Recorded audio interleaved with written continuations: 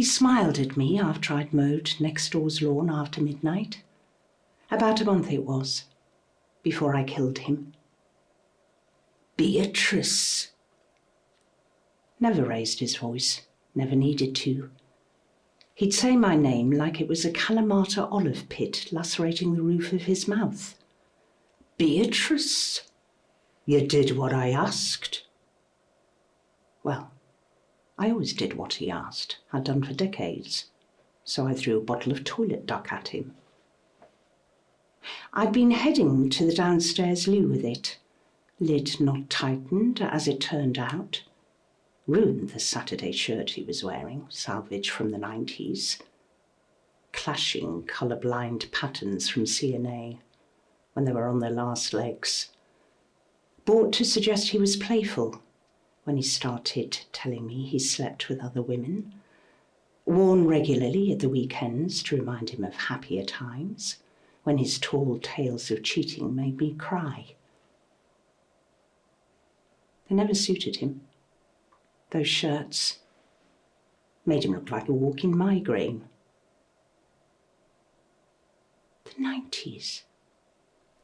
Who'd have thought they'd become vintage so soon? Though, that was one of the first things she taught me, not to dwell on time. It's a conceit invented by men, so they can tell you it's too late, taunt you about age-related failure. Time is different in nature, she'd say. Time is your friend, so forget about life being too short. It's bloody long when you find yourself treading water. Try not to drown in your mistakes. He was in shock after the bottle hit his chest. I knew he'd never get physical back. Aside from a phase of hair pulling, he was never violent. He was far crueler than that. A trickle of aquamarine gel ran down one arm, bleaching everything in its path. I buckled, ran to iron another shirt, because I wasn't quite ready to become the next me. Though it was a start. For the first few weeks in Low Newton, I shared my cell with Scylla. Then Covid kicked in and they keep us separate as much as possible. We had a lot in common, me and Scylla. Though, unlike me, she killed more than one husband.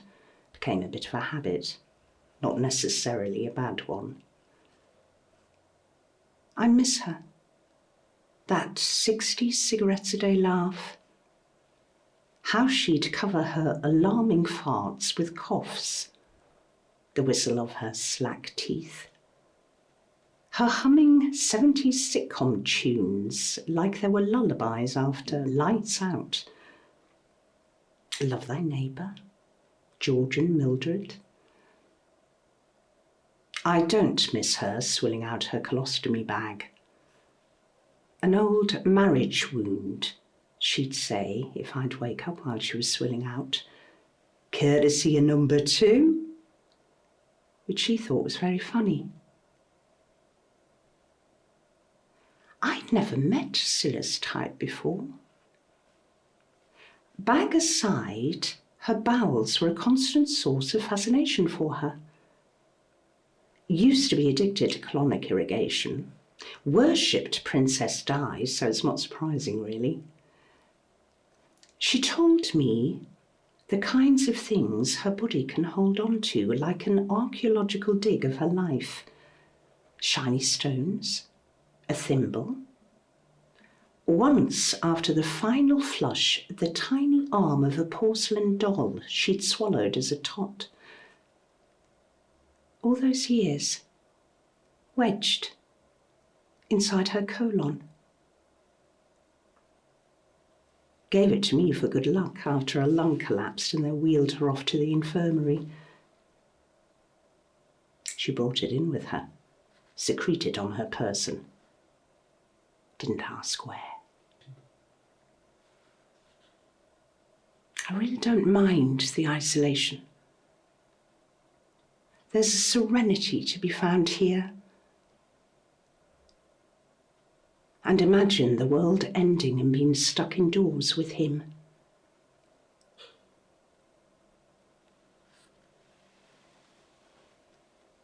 I couldn't talk to Scylla the way I've talked to you this last day or so. There, where you stand stoically in the impossible place. A crack in a wall. That's all you need to flourish. I see we haven't much time left. If only I could reach you to help you fly. Sad to see you've lost your colour, of course.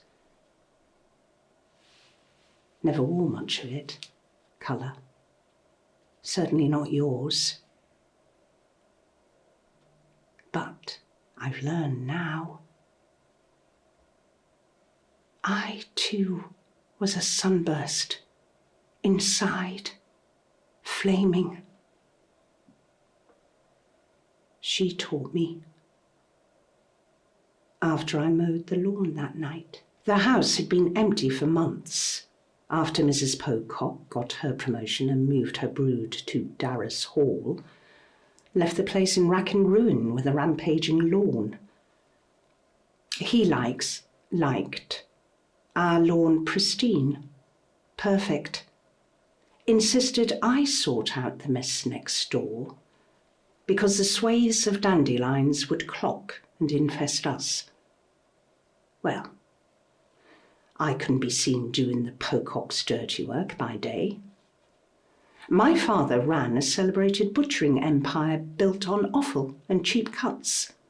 The locals look up to him because he kept them alive. He fed them. He'd turn in his grave to see his daughter doing odd jobs for the neighbours. So I went at night, with shears and an old manual mower which made very little noise if you used it slowly. Took me until dawn,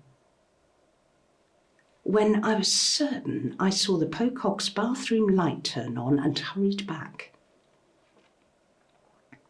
The next morning, by the bins, she appeared,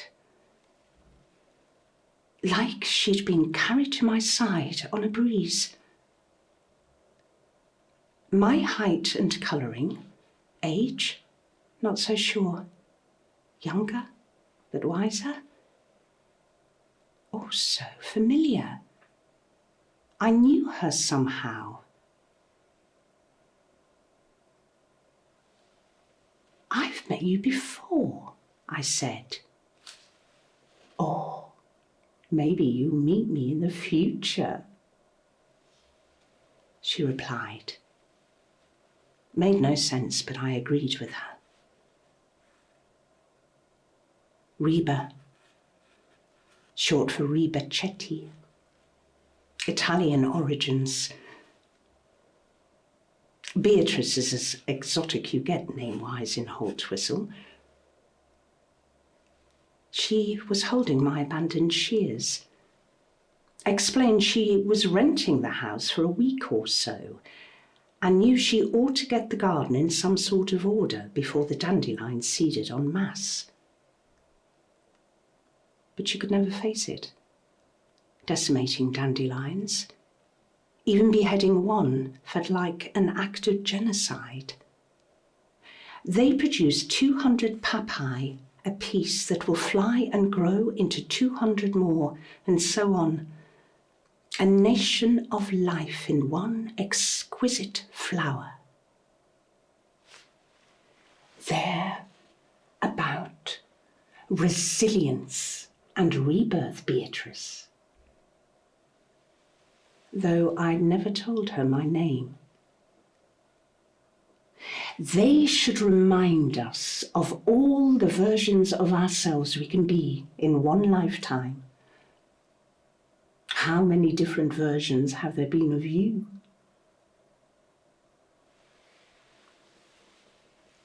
Daughter, wife, wife, wife, wife.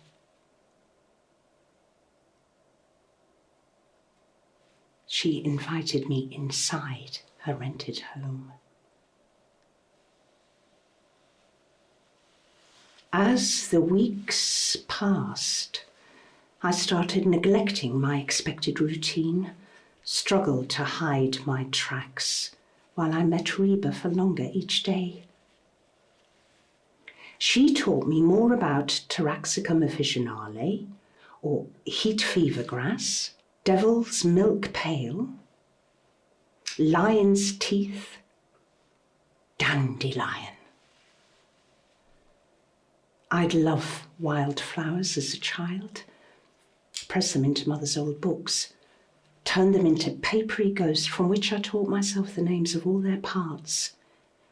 Maybe I should have been, and you still can be anything. It's always possible. Time is different in nature.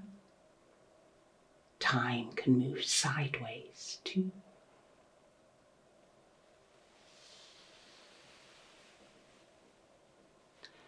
Mostly, she asked me questions about my life, about me, him. He tore himself into my life when Father took him on as an apprentice to skin rabbits from Prado.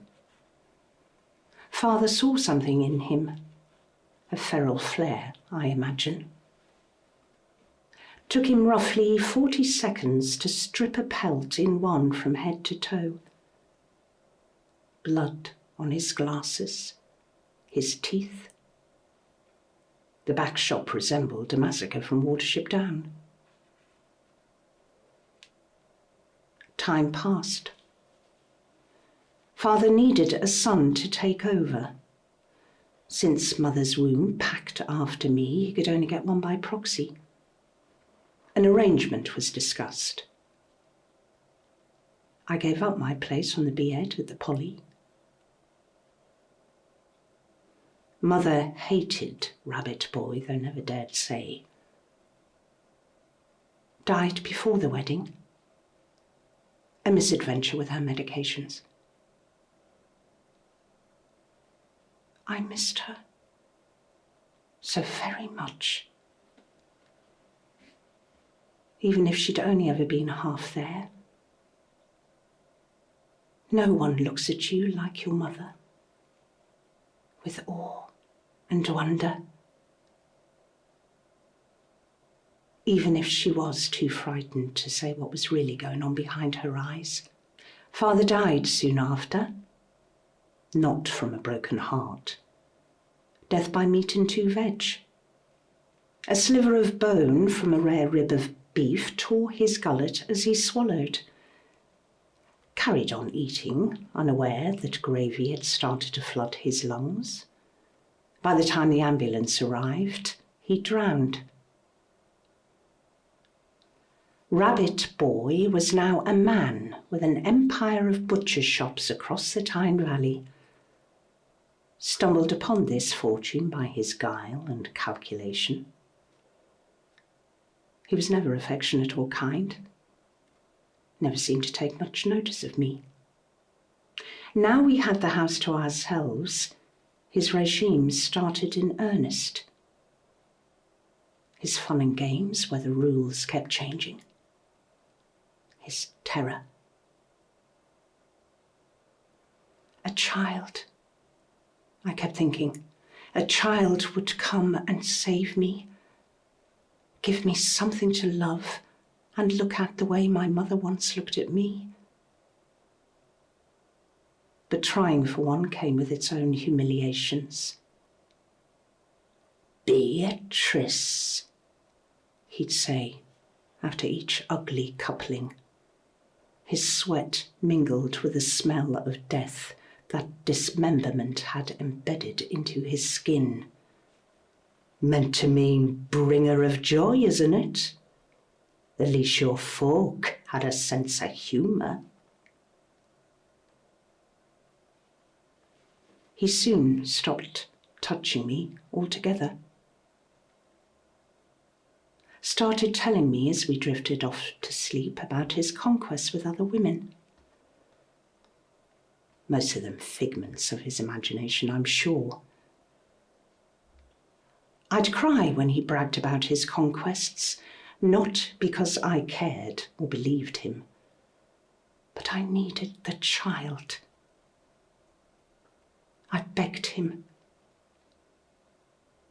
Snipped before we were wed, he said. Didn't I say? Wanted you all to myself. In his house, the air was like glass. Everything had to be how he liked and in its place. And yes, it was his house and only his, even though it was the only one I'd ever lived. Surviving, impossibly, growing in the wrong place, like a weed. A dandelion. Reba spoke to me as I cried. You have been wife, servant, victim. What next? I'm here for you now. I came back for you.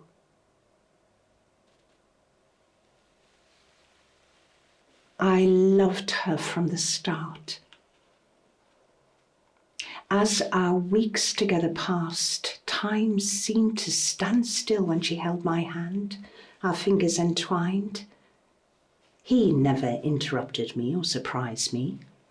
He seemed to avoid me as much as possible, still mildly perturbed by toilet duck gait.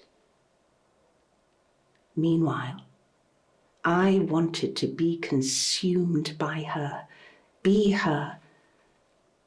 And the feeling I'd known her for so long grew too. I put it down to overwhelming love, cleansing the past like fire might. When I finished my story and she held me, I knew I would leave him. I would go anywhere with her, everywhere.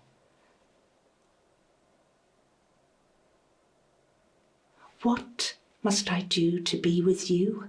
I asked. I'd find a way soon, she said. My face had caught the sun and it stung. She took it in her hands and blew gently on me. Her breath was soothing, strangely but wonderfully cold. I filled myself with as much of it as I could consume.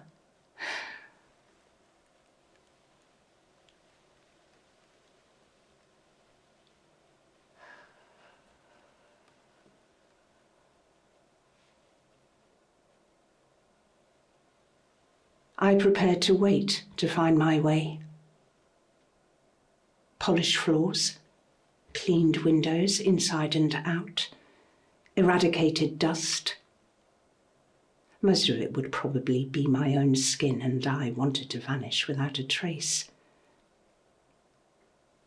He came home early one day, not long after. I was ironing. Beatrice. Bins. Today isn't recycling. You're out of sync, not for the first time. He grabbed my arm, and it hurt. I felt panic mounting. I wrenched myself free.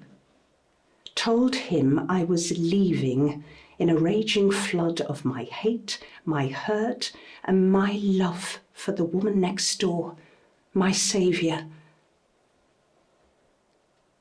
And he stood, and he listened, and then he sat down, and he laughed. "You need to go back on your pills." He reminded me Mrs. Pocock had sold the house because she couldn't rent it for the money she wanted. I looked out the kitchen window, at the sold sign staring back, the lifelessness of the house beyond its silent, soaped windows. He carried on talking. Didn't get to finish his last sentence. The iron seared his skin and burned deeply into his face.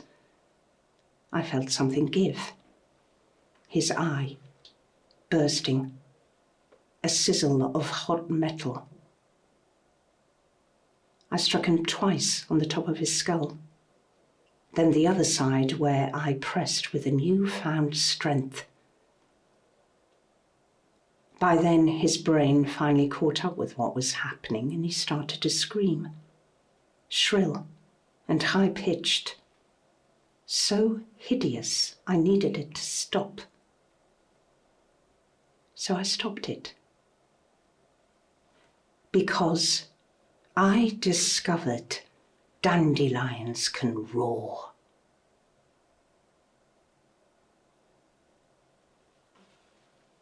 Later,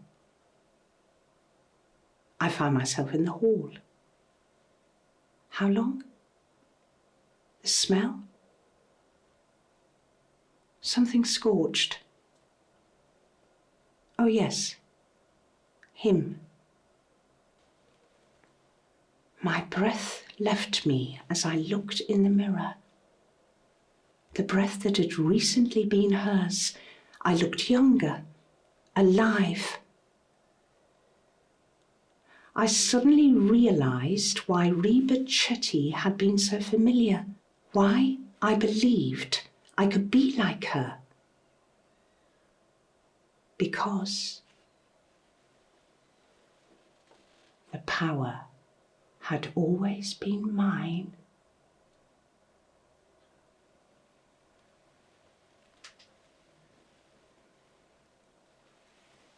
So there you go. Leaving me already? Go on. Soar towards your infinite possibilities. I'll be with you soon.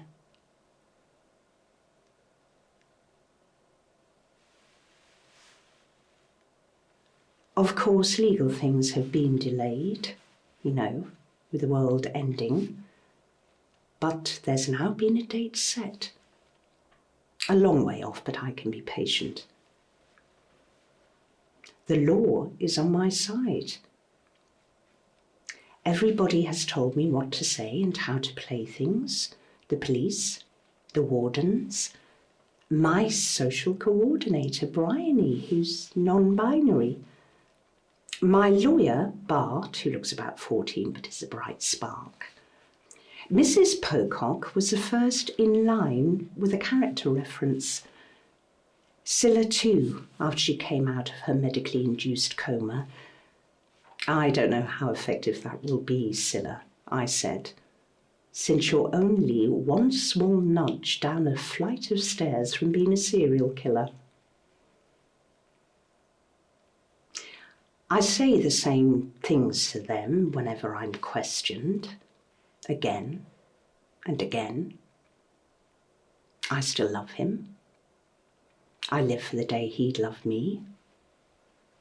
That I'm haunted, which is the truth, but I don't say it's by a vision of my future self. I dwell on my remorse. I insist I can't remember ending his miserable life. But I do remember. In detail. It's now part of my blueprint to pass on to all my future selves as a warning, whatever they may be. I have been daughter, wife, victim, murderer, bringer of joy. Dandelion, dandelion, dandelion.